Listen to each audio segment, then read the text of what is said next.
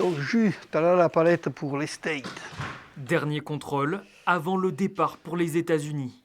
Chaque année, 10 000 bouteilles de ce vignoble partent pour Boston ou Washington, entre 3 et 5% de la production annuelle.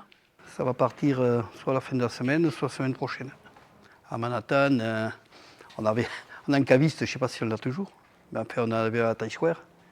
Ça fait plaisir quand on arrive sur ce genre de petites places de village.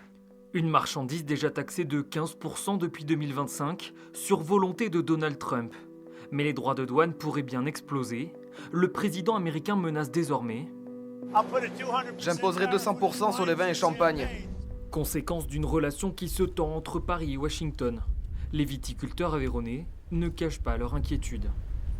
Ça devient un peu pénible, parce que ça risque à terme de nous empêcher d'exporter sur les États-Unis. C'est un marché qui est important pour nous. Ce n'est pas le premier, mais c'en est un. La surtaxe en guise de menace diplomatique, suffisant pour déstabiliser tout un secteur déjà éprouvé. Il peut y avoir deux effets. L'effet direct où effectivement ça a un impact direct sur les exports. Et de fait, le second impact qu'il peut y avoir, c'est que si du coup des marchés se ferment sur cet export-là, il va bien falloir qu'il soit rebooté quelque part, quoi. En France, le marché américain représente près de 40% des exportations de vin.